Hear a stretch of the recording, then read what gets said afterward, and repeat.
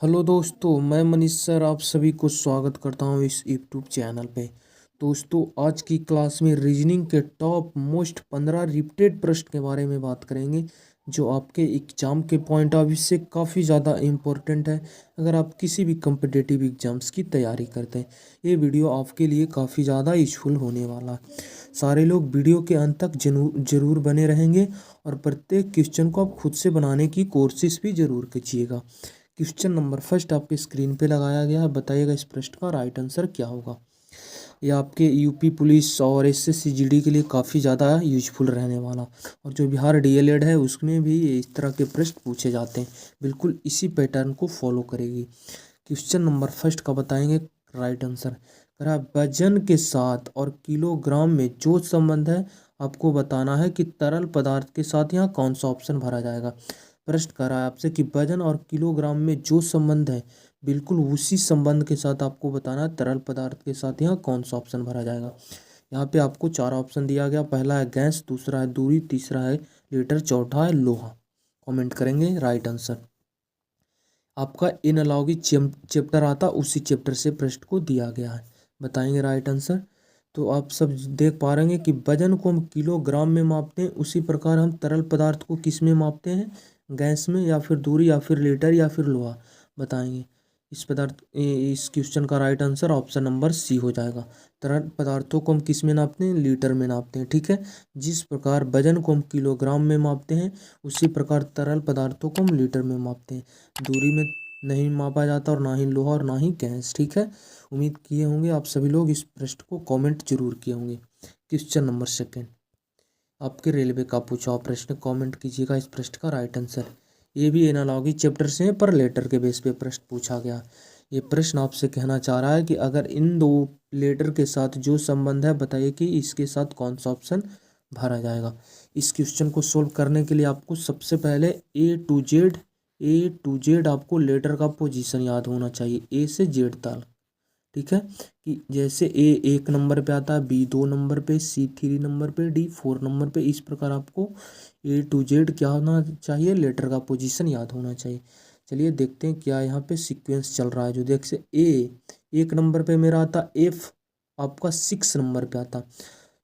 तो एक को लिखा 6, तो आप क्या देख पा रहे हैं, प्लस का 5 किया गया होगा लेटर के साथ। एक में 5 जोड़ देंगे, आपका कितना हो जाएगा 6 हो जाएगा। उसी प्रकार यहाँ सी 3 नंबर पे आता है आपका, 3 को लिखा है कितना 8, इसका मतलब 3 को लिखा है 8। यहाँ भी आप देख पा रहे होंगे सेकंड लेटर में भी प्लस का 5 किया गया। थर्ड लेटर की बात करें तो आपका क्या हो गया, ई 5 नंबर पे आता है, जे आपका 10 नंबर पे आता। 5 को लिखा 10, यहाँ पे भी प्लस का 5 किया लेटर के साथ। मतलब तीनों लेटर में 5 5 जोड़कर ये 3 लेटर आया गया। इन तीनों लेटर में 5 5 जोड़कर ये तीनों लेटर आया मेरा। उसी प्रकार हम तीनों लेटर में अपना 5 5 जोड़कर इजीली आंसर निकाल लेंगे। वो होता है आपका 15। 15 में आप 5 जोड़ेंगे, 15 और 5 आपका कितना होता है 20, और 20 के लिए आता है टी। 20वें स्थान पर आता है टी। ये आपका पी है पहला लेटर, ए मेरा आंसर नहीं देगा। ए आर है, ए भी मेरा आंसर नहीं देगा। दो ऑप्शन टी से स्टार्ट है, दो ऑप्शन टी से स्टार्ट नहीं था, इसलिए दो ऑप्शन को हम पहले ही एलिमिनेट कर दी। उसके बाद सेकेंड लेटर में भी 5 जुटेगा। सेकेंड लेटर है क्यू, क्यू 17, 17 में 5 जुड़ेंगे, 17 5 आपका 22 होता है, और 22वें स्थान पर आपका आता है भी। इसका मतलब टी के बाद आपको भी मिलेगा। टी के बाद यहाँ देख पा रहे होंगे एक्स है, इसका मतलब ए ऑप्शन भी आपके गलत हो गए। कन्फर्म है कि ऑप्शन नंबर ए इस प्रश्न का राइट आंसर माना जाएगा। जब 3 ऑप्शन आपके गलत हैं तो कन्फर्म ए राइट आंसर हो जाएगा। आगे आपको चेक करने की ज़रूरत नहीं है। क्वेश्चन नंबर 3 प्रश्न को समझेंगे क्या कह रहा है। जो कह रहा विषम विकल्प की पहचान करें, इसमें कौन सा विषम विकल्प है। पहला छिपकली, फिर है सांप, फिर है मगरमच्छ, फिर है सरीसृप। तो बताना है कि कौन सा यहाँ पे विषम विकल्प है। पहला यहाँ पे सांप, छिपकली, मगरमच्छ और सरीसृप बताएंगे। काफ़ी इजी प्रश्न, थोड़ा सा देखिए लॉजिक क्या लगाया गया। जैसे देखिएगा तो यहाँ देख पा रहे हैं आपका जो सांप है सरीसृप रेंग कर चलती है। उसके बाद आपकी छिपकली भी रेंग कर चलती है। आपका मगरमच्छ भी रेप्टाइल्स है, रेंग रेंग कर चलने वाली है। उसके बाद सरीसृप भी आप देख पा रहे हैं। ये क्या है, इस सारे के सारे option A, option B, option C सारे के सारे क्या हैं, सरीसृप का मतलब रेप्टाइल्स, रेंग कर चलने वाले को हम सरीसृप बोलते हैं। इसका मतलब ये तीनों क्या है, रेप्टाइल्स, रेंग कर चलने वाले। और रेंग कर चलने वाले के अंदर, रेंग कर चलने वाले जीव किसके अंदर आता है, सरीसृप के अंतर्गत। हो सकता है यहाँ पे क्या है, ये तीनों तो बिल्कुल एक जैसा, और तीनों किसके अंतर्गत आता है, सरीसृप के अंतर्गत। तो सबसे अलग क्या हो गया, ऑप्शन नंबर डी इस प्रश्न का राइट आंसर हो जाएगा। ठीक है, next question number 4, coding decoding से प्रश्न दिया गया, आप सब ट्राई करेंगे इस प्रश्न का राइट आंसर। यदि PIP को इतना के रूप में लिखा गया है तो बताइए कि SWAN को हम किस प्रकार, SWAN का अंतिम अक्षर क्या होगा। मतलब अंतिम अक्षर निकालने के लिए आपका इसका लेना पड़ेगा आपको पोजीशन। ठीक है, यहाँ पे कौन सा मेरा आएगा, कमेंट कीजिएगा इस प्रश्न का राइट आंसर। इसको भी सोल्व करने के लिए आपको लेटर का पोजीशन याद होना चाहिए। ठीक है, देखिए जैसे P आपका कितने नंबर पे आता है, 16 नंबर पे, तो 16 यहाँ पे हमें दिखाई दे रहा। उसके बाद आपका I 9 नंबर पे आता है, तो 9 हमें यहाँ भी दिखाई दे रहा। उसके बाद थर्ड लेटर है P 16 नंबर पे आता है, तो 16 हमें यहाँ भी फिर से दिखाई दिया। उसके बाद फिर आता I 5 नंबर पे, तो 5 हमें यहाँ भी दिखाई दिया। कुछ नहीं, सिर्फ लेटर का पोजीशन लिखा गया। P 16 नंबर पे आता, 16 लिखा।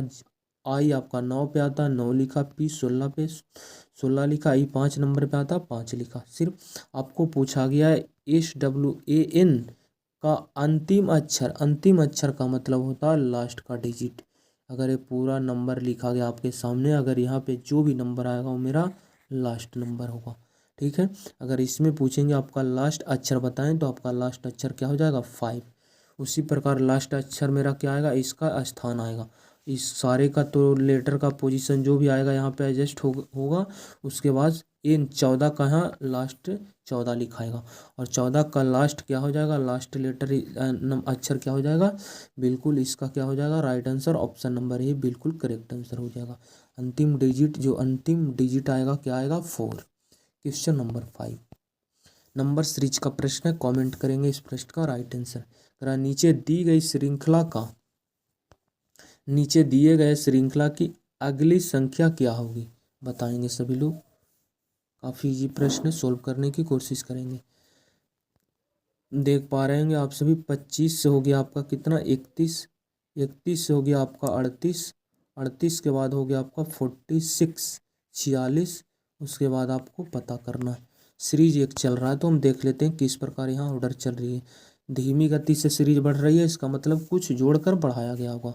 25 से हो गया 31, इसका मतलब इसमें प्लस का 6 किया गया है। ठीक है, उसके बाद 31 से हो गया आपका कितना, 38, तो देख पा रहे हैं प्लस का 7 किया गया है यहाँ पे। उसके बाद 38 से हो गया आपका 46, यहाँ पे आप ध्यान देंगे तो आपको यहाँ पे नज़र आएगा कितना, 8 नज़र आएगा। 38 और 8 आपका 46 हो जाएगा। तो नेक्स्ट यहाँ पे क्या ऐड हो जाएगा विद्यार्थी जी, कमेंट करेंगे सारे लोग। यहाँ पे 6 जुटा है, फिर 7 जुटा है, फिर 8 जुटा है। इसका मतलब कन्फर्म है कि यहाँ पे इस बार 9 जुटेगा। जब इसमें 9 जोड़ेंगे तो आपका कितना मिलेगा, 55 मिल जाएगा इस जगह पे। 46 और 9 आपका 55 होता है, 55 ही मेरा राइट आंसर माना जाएगा। ऑप्शन नंबर सी इस प्रश्न का करेक्ट आंसर हो जाएगा। ठीक है, काफ़ी इजी तरीके से आपको समझाने की हम कोशिश करते हैं। आपको शून्य लेवल से, अगर आप रीजनिंग में कुछ भी नहीं जानते हैं, पेशेंस रखिए। आप हमारे लगातार वीडियो हमारे देख पा रहे होंगे, तो आप इजीली क्वेश्चन को सोल्व कर पाएंगे अपने एग्जाम में। क्वेश्चन नंबर 6 का रहा, लुप्त संख्या ज्ञात करें। यहाँ पे आप ध्यान से देख पाएंगे, यहाँ पे आपको मिसिंग नंबर है, प्रश्नवाचक चिन्ह। यहाँ पे आपको पता करना है कौन सी संख्या भरी जाएगी। दिमाग लगाएंगे सारे लोग, मिसिंग नंबर से प्रश्न है। तो हम हमेशा बोलते हैं, जब भी आपको मिसिंग नंबर का प्रश्न पूछा जाता है आपसे एग्जाम्स में, तो हमेशा आप बड़ी नंबर्स को पकड़िए कि बड़ी नंबर्स कहाँ दिखाई दे रहा है आपको।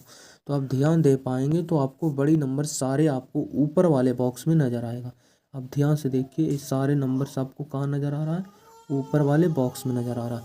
इसका मतलब बड़ी संख्या हम इजीली छोटी नंबर्स की मदद से हम निकाल लेंगे। ठीक है, देखिए क्या इन दोनों छोटी संख्या की मदद से क्या मेरा ये बड़ी संख्या बन रहा है, और इन दोनों छोटी नंबर्स की मदद से ये बड़ी नंबर बन रही है।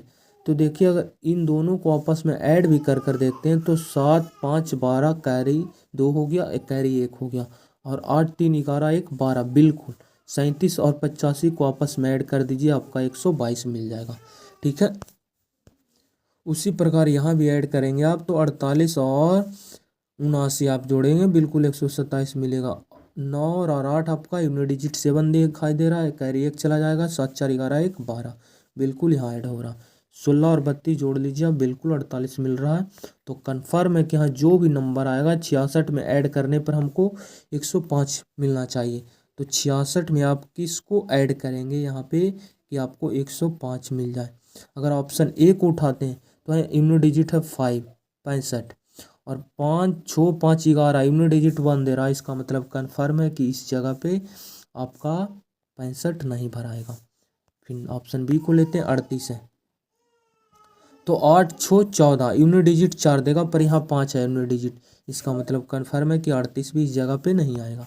39 को ले लेते हैं, तो 9 और 6 15 15 का 5 यहाँ दिखाई दे रहा, हो सकता है मेरा आंसर दे देगा, तो हम इसे मैच करवा लेते हैं। कैरी 1 चला गया, 7 3 10, बिल्कुल यहाँ पे एडजस्ट हो रहा है 39, तो इस प्रश्न का राइट आंसर माना जाएगा ऑप्शन नंबर सी। जब आप 66 में 39 को ऐड कर देंगे तो 105 मिल जाएगा। काफ़ी इजी तरीके से आपको समझाने की हम कोशिश किए। क्वेश्चन नंबर 7 ट्राई करेंगे सारे लोग। क्वेश्चन नंबर 7, करा सुंदर पूरब की तरफ 4 किलोमीटर चलता है, डायरेक्शन से प्रश्न दिया गया।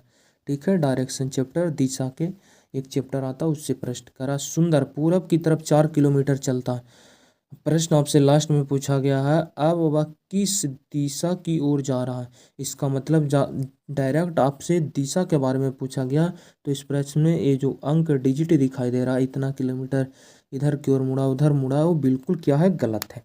इसके बेस पे आप इस प्रश्न को सोल्व ना करें, सिर्फ टाइम वेस्ट होगा। ठीक है, सिर्फ आप देखें कहाँ किस दिशा से चलना प्रारंभ किया, कितने बार लेफ्ट लिया, कितने बार राइट लिया। ठीक है, सुंदर क्या करा, पूरब की तरफ चलना प्रारंभ किया। ठीक है, तो पूरब की तरफ चलना प्रारंभ किया, मान लेते हैं आपको डायरेक्शन सबसे पहले पता होना चाहिए। ऊपर वाले को बोलते हैं नॉर्थ, ठीक है, उत्तर जिसे बोलते हैं नॉर्थ, ये हो गया आपका साउथ, ये आपका हो गया ईस्ट, ये आपका हो गया वेस्ट, और ईस्ट को हम बोलते हैं पूरब, इसका मतलब ये आपका पूरब।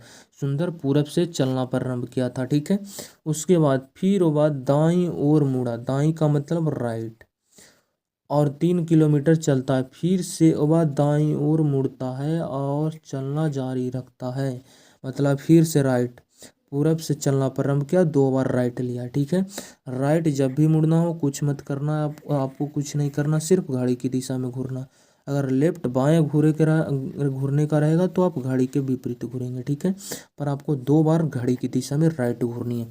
तो आपको दिशा यहाँ से घड़ी की दिशा घूरने का मतलब इस प्रकार आप घूरेंगे, और इस प्रकार घूरने का मतलब इधर की तरफ घूरने का मतलब आप किधर जाएंगे, नीचे की तरफ जाएंगे।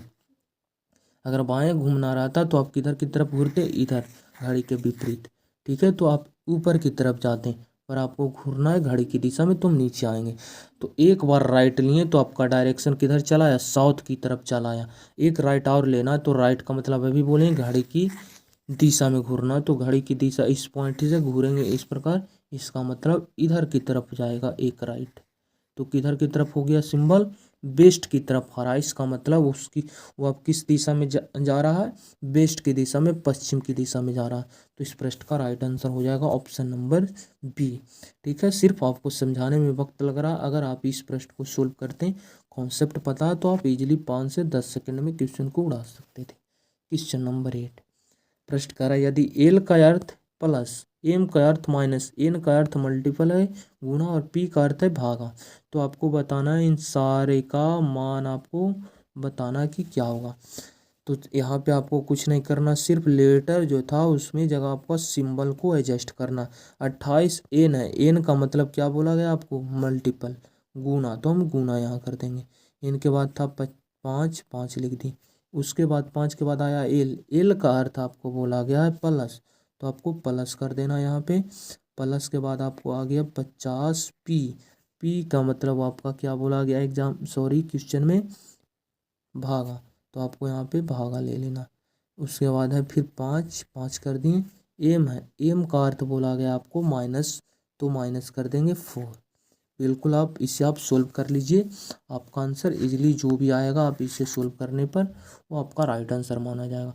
बोर्ड मास में आप सब पढ़े होंगे, सबसे पहले क्रिया होती है बिफोर ब्रैकेट, उसके बाद होती है आपकी ऑफ जिसे हम का बोलते हैं, ठीक है। उसके बाद क्रिया होती है फिर भागा की, फिर गुना की, फिर जोड़ की, फिर घटाव की। इसमें ब्रैकेट नहीं है, इसको छोड़ देंगे। ऑफ गुना नहीं है, इसको छोड़ देंगे। भागा है, भागा से स्टार्ट करेंगे। तो भागा देंगे तो 10×5 = 50, 10 बार में भाग जाएगा। फिर गुना पे चलेंगे हम, गुना यहाँ पे हमें दिखाई दिया है, ठीक है। तो 8×5 = 40, कैरी आपका 4 चला है। 28×5 = 40, 140 यहाँ आपका हो गया। उसके बाद फिर जोड़ पे चलेंगे, 140 जोड़ 10 माइनस 4, इसका मतलब इन दोनों जुटेगा सबसे पहले। तो 140 और 10 150 माइनस फिर लास्ट में करना है आपको जोड़ के बाद। 150 में से 4 माइनस कर दीजिए, आपका 146 इस प्रश्न का राइट आंसर हो जाएगा, ऑप्शन नंबर बी की। आप उम्मीद करते हैं बना भी पाएंगे क्वेश्चन को। क्वेश्चन नंबर 9 ट्राई करेंगे। क्वेश्चन नंबर 9 आपका सोलोलिज्म से प्रश्न दिया गया, आपको ट्राई करना। प्रश्न आपसे बोल रहा सभी कारें जीप है। कार जो है सारे के सारे क्या हैं, जीप है। करा सभी कारें क्या हैं, जीप के अंतर्गत है। तो जीप को हम बाहर रखेंगे, क्या हो जाएगा, सभी कार जीप है, ठीक है। उसके बाद बोला सभी जीप 4 पहिया है। ये जो जीप जो है सारे के सारे जीप क्या है, 4 पहिया है। इसका मतलब सभी जीप 4 पहिया है, इसका मतलब 4 पहिया के अंतर्गत आपका क्या आ जाएगा, जीप भी आ जाएगा और कार भी आ जाएगा। ये आपका 4 पहिया हो गया। उसके बाद प्रश्न को आपको देखना कि क्या राइट है कौन गलत है, क्या निष्कर्ष सही है या फिर दो सही है या फिर दोनों गलत है या फिर कोई एक सही है, आपको इससे मैच करवाना है, ठीक है।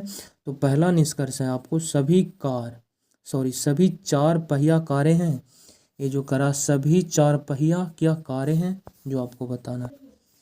सभी 4 पहिया क्या कार हैं, ये आपको रियल लाइफ के बेस पे नहीं बनाना है, लेना है, नहीं तो एक प्रश्न गलत हो जाएगा। आपको डायग्राम के बेस पे बताना है, क्या सभी 4 पहिया कारें हैं, गलत माना जाएगा। इसको आप ये कर सकते हैं कुछ 4 पहिया कार हैं। अंदर वाले सभी से पूछा जाता तो सही होता। अगर यहाँ पे निष्कर्ष रहता सभी कारें 4 पहिया, तो ये क्या रहता, निष्कर्ष सही रहता। पर इसको बोलना गलत माना जाएगा कि सभी 4 पहिया कारें, क्योंकि सभी ये सबसे बाहर है, इसको सभी लगाएंगे और अंदर वाले को अगर आप छोड़ देंगे तो ये गलत माना जाएगा। सभी 4 पहिया कारें नहीं है, बिल्कुल गलत माना जाएगा इसको। उसके बाद करा कुछ 4 पहिया जीप हैं, बिल्कुल एक करेक्ट है। इसको सभी की जगह आप कुछ बोल सकते हैं, कुछ 4 पहिया आपके जीप हैं। ऐसे आप जीप भी बोल सकते हैं, कार भी बोल सकते थे यहाँ पे। अगर यहाँ कार भी आता तो ये सही माना जाता। कुछ 4 पहिया कार भी हो सकता और जीप भी हो सकता, पर इसको बोलना गलत माना जाएगा कि सभी 4 पहिए कार है या फिर जीप है, ठीक है। तो यहाँ पे एक ऑप्शन जो बी दिया गया है दूसरा निष्कर्ष से बिल्कुल करेक्ट है। तो ये दूसरा निष्कर्ष केवल दूसरा निष्कर्ष अनुसरण करता, ऑप्शन नंबर सी इस प्रश्न का राइट आंसर हो जाएगा, ठीक है। सेलुलिज्म का आप चैप्टर हमारे चैनल पे देखेंगे, आपको फुल्ली वीडियो मिल जाएगा, वहाँ सब सारे कॉन्सेप्ट को आप कॉपी पे नोट कर सकते हैं। उसके बाद आप इजीली समझ जाएंगे सारे प्रश्नों को। क्वेश्चन नंबर 10 प्रश्न आपसे बोल रहा है क्या करा, निम्नलिखित शब्दों के लिए सबसे उपयुक्त वेन आरेख चुनें। यहाँ वेन डायग्राम से प्रश्न दिया गया। पहला आपका घोड़ा, उसके बाद आया बंदर, फिर आया है बाघ। बताएंगे इसका सही वेन डायग्राम क्या होगा जो, ठीक है। तो देखिए घोड़ा अलग है, बंदर अलग है, उसके बाद बाघ भी अलग है, तीनों की तीनों अलग है। इन तीनों में आपस में किसी में संबंध नहीं। अब यहाँ देखेंगे तो घोड़ा को कहना बंदर कहना गलत माना जाएगा, अगर घोड़ा को बाघ कहेंगे वो भी गलत माना जाएगा, बाघ को बंदर कहेंगे ये भी गलत। इसका मतलब तीनों का तीनों बिल्कुल एक दूसरे से क्या है, अलग है। तो तीनों अलग हैं तो तीनों का डायग्राम भी अलग बनना चाहिए। तो इसका मतलब तीनों डायग्राम अलग है, ऑप्शन नंबर सी में। तो इस प्रश्न का करेक्ट आंसर हम कहाँ पे मारेंगे, ऑप्शन नंबर सी पे मारेंगे, ठीक है। नेक्स्ट क्वेश्चन नंबर 11 प्रश्न आपसे कह रहा है, ये जो पूरा जो दिया गया है करा उपर्युक्त श्रृंखला में बाईं ओर से 15वें पद के दाईं ओर 6ठा पद बताना है आपको। स्टार्ट कहाँ से करना है, लेफ्ट बाईं ओर से 15वां जाना, 15वां आने के बाद आपको फिर राइट घूरना, कितना 6 नंबर आगे जाना है राइट की तरफ। तो देखिए सबसे पहले आपको किधर लेफ्ट से स्टार्ट करना है 15, उसके बाद जहाँ पे आप रुकेंगे वहाँ से आपको दायां आप 6 अंक आगे जाएंगे, आपका आंसर इजीली निकल जाएगा। अगर आप उपयुक्त श्रृंखला में, श्रृंखला दिया गया ऊपर वाले आपको दिखाई दे रहा होगा, अगर उपयोग श्रृंखला में बाईं ओर से, बाईं ओर हमेशा जानते हैं ये आपका होता है लेफ्ट, ठीक है, ये आपका होता है राइट, सॉरी ये आपका होता है राइट, ये होता है आपका लेफ्ट। आप हैंड के बेस पे इसे बना सकते हैं। जो आपकी अभी आप इस क्वेश्चन को सोल्व कर रहे हैं, जो ये आपके राइट हैंड की तरफ है वो राइट है, ये आपके लेफ्ट हो गए। जैसे ABCD के बेस पे यहाँ से प्रश्न पूछे जाते हैं, ठीक है, तो राइट आपका किधर माना जाएगा, राइट हैंड की तरफ है। जो राइट से बोला जाएगा तो इधर से आप इसे काउंट करेंगे, लेफ्ट से बोला जाएगा तो आप इधर से काउंट करेंगे, ठीक है। तो पहले आपको लेफ्ट से स्टार्ट किधर करना, 15वें नंबर पे जाना। तो देखिए 1 2 3 4 5 6 7 8 9 10 11 12 13 14 15, यहाँ पे आ गए आप ई पे। उसके बाद आपको क्या करना है, उसके बाद करा 15वें पद के दाईं ओर, के दाईं ओर मतलब यहाँ से दाईं आपको जाना है। दाईं का मतलब आप यहाँ पे खड़ा हैं तो बोल रहा है आप यहाँ से आप दाईं ओर 6 लेटर जाएं, तो दाईं का मतलब इधर होता, बोलता आपसे कि 15वें पद के बाईं ओर 6वां लेटर, तो बाईं बोलता तो हम पीछे ले लेते, पर यहाँ बोल रहा है दाईं। दाईं का मतलब आप इसके आगे जाएंगे 5, यहाँ से 5 फिर आगे जाएंगे, इसका मतलब सॉरी 6, तो फिर इसमें 6 ऐड कर सकते हैं आप, 1 2 3 4 5 6, इसका मतलब 8 ही इस पृष्ठ का क्या हो जाएगा, राइट आंसर हो जाएगा, ठीक है। तो क्या इस पृष्ठ का राइट आंसर हो जाएगा, ऑप्शन नंबर बी। लेफ्ट से 15वां आए तो मैं ई पे पहुंचा मैं, ठीक है, उसके बाद इसके दाईं ओर 6 आगे गए हैं तो हम 8 पे पहुंच गए, तो इस पृष्ठ का right answer option number B हो गया। क्वेश्चन नंबर 12, पृष्ठ को समझेंगे क्या करा, उस आकृति का निर्माण करने के लिए, इस आकृति का निर्माण करने के लिए निम्नलिखित में से कौन सी आकृति का संयोजन किया गया है, बताएंगे। इस आकृति का निर्माण करने के लिए कौन सी आकृति का संयोजन मतलब एक दूसरे को जोड़ा गया है। तो आप देखिएगा तो इस सबसे पहले एक रोल के बेस में आपको एक जो सिलेंडर के बेस में आपको आकृति दिखाई देनी चाहिए। यहाँ सिलेंडर का शेप नहीं है, गलत है, यहाँ भी नहीं है, यहाँ भी नहीं है, यहाँ आपको सिलेंडर दिखाई दे रहा। तो एक दूसरे के अंदर इस सिलेंडर को भी हम बना सकते हैं। मान लीजिए ये बड़ी वाली हो गई और छोटा आपको जो होगा इसके मान लीजिए यहाँ पे आकर अंदर से रुकी हुई होगी, इसका मतलब इस आकृति को निर्माण करने के लिए ये जो डी आकृति में दी गई है वो मेरा राइट आंसर माना जाएगा। अब डायरेक्ट डी अपने एग्जाम्स में मार देंगे आंसर तो बिल्कुल गलत हो जाएगा, क्योंकि डी में यहाँ आकृति बी दे रखी है और आकृति डी ही मेरा राइट आंसर है, और आकृति डी दे रखी है ऑप्शन नंबर ए में, तो इस प्रश्न का राइट आंसर मानेगा ऑप्शन नंबर ए को। आप क्या करेंगे, बिल्कुल करेक्ट आंसर देंगे वहाँ पे अपने एग्जाम्स में, तो राइट आंसर माना जाएगा। वरना बिल्कुल आप डी पे चले जाएंगे, राइट आंसर भी सॉरी राइट क्वेश्चन भी आपके गलत हो जाएंगे। ये सब छोटी मोटी बातों को आपको ध्यान देकर चलना। क्वेश्चन नंबर 13, नीचे दिए गए चित्र में कितने समकोण वाले त्रिकोण मौजूद हैं। समकोण त्रिभुज आपको काउंट करना है, ठीक है, कोई भी त्रिभुज नहीं, सिर्फ समकोण त्रिभुज।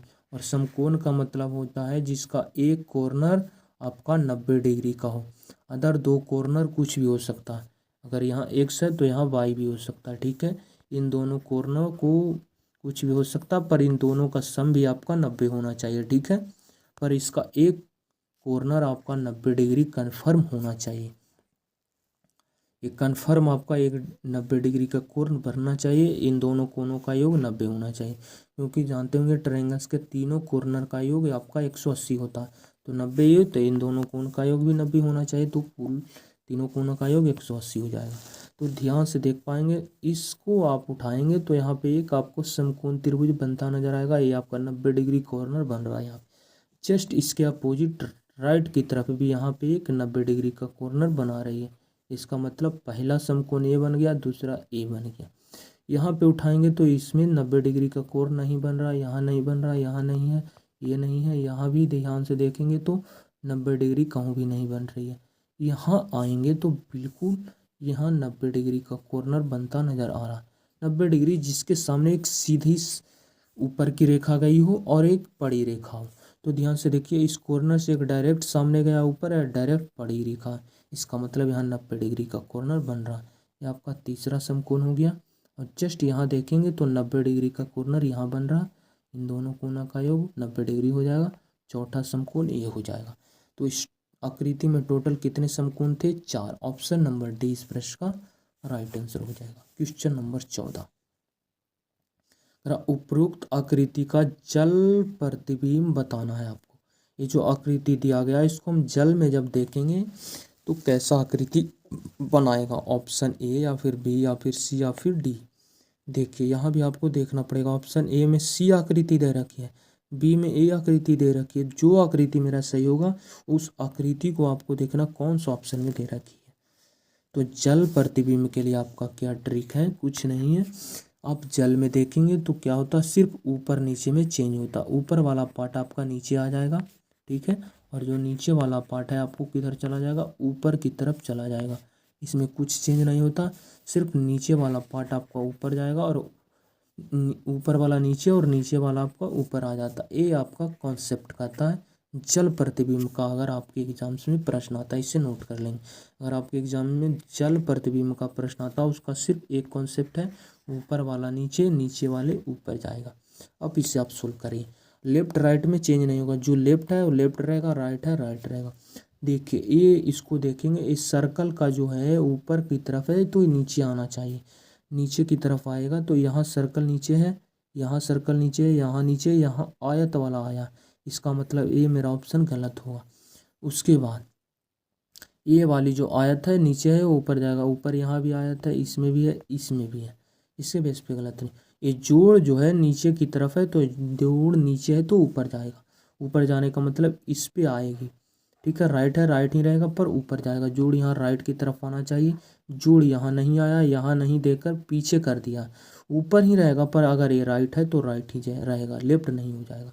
यहाँ लेफ्ट कर दिया, इसलिए ये ऑप्शन आपके गलत हो गए। उसके बाद यहाँ पे जोड़ आना चाहिए, नीचे वाले ऊपर जाता है तो नीचे वाले को नीचे ही छोड़ दिया, इसके बेस पे ये गलत हो गए। अब प्रत्येक पोजीशन को उठाइए और देखिए, मैच करवाइए। हो सकता है आपको एक ही पोजीशन आप उठाएं उसके बेस पे भी आपका राइट आंसर निकल जाए। कभी बार ऐसा होगा कि आपको फुल्ली मैच करवाना पड़ता। देखिए हमको 3 ऑप्शन गलत हो गए, एक ही ऑप्शन जब बच रहा तो इसका मतलब ए वाली आकृति हमारा सही प्रतिबिंब बनाएगा। जब इसको हम वाटर इमेज में देखेंगे तो ऐसा आकृति बनाएगा। और ए दे रखी है ऑप्शन नंबर बी में, तो बी करेक्ट आंसर माना जाए। अगर अभी भी 2 ऑप्शन 3 ऑप्शन बचता तो फिर हम इसको ले लेते या फिर इसको बेस पे उठाते या फिर इसके बेस पे उठाते प्रश्नों को, ठीक है। नेक्स्ट आज का लास्ट क्वेश्चन ब्लड रिलेशन का प्रश्न है। ब्लड रिलेशन का प्रश्न को बनाने के सबसे पहले आपको कन्फर्म होना चाहिए कि मेल को किससे डिसाइड करेंगे और फीमेल को किससे डिसाइड करेंगे, तभी तो आप पकड़ पाएंगे कौन मेल है और कौन फीमेल है। फीमेल को आपको सर्कल में रखना है और मेल को ट्रायंगल में रखना। प्रश्न को पढ़ेंगे, नाम से आप जेंडर डिसाइड नहीं करेंगे, ठीक है। नाम से आप जेंडर डिसाइड नहीं करेंगे, इसलिए यहाँ पे आपका जेंडर डिसाइड करना गलत माना जाएगा नाम से। अगर आप पूनी अवनी की बेटी है, अवनी की बेटी, तो यहाँ मान लेते हैं आपका अवनी हो गई, तो अवनी की बेटी, बेटी कौन है? बेटी एक पीढ़ी नीचे होता है, ठीक है।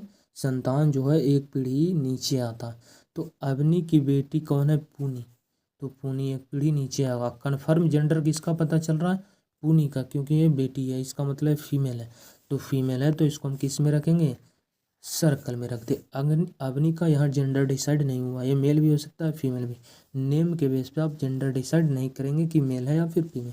उसके बाद बोला गया और अमित अवनी के भाई का पुत्र है। अमित अवनी के भाई, यह अवनी अवनी का कोई भाई होगा, भाई का मतलब मेल, तो मेल ये मान लीजिए अवनी का भाई हो गया। और अवनी अमित जो है अवनी के भाई का पुत्र, ये भाई अवनी के भाई हो गया, और भाई का पुत्र मतलब एक पीढ़ी नीचे आएगा, और एक पीढ़ी नीचे का मतलब नीचे।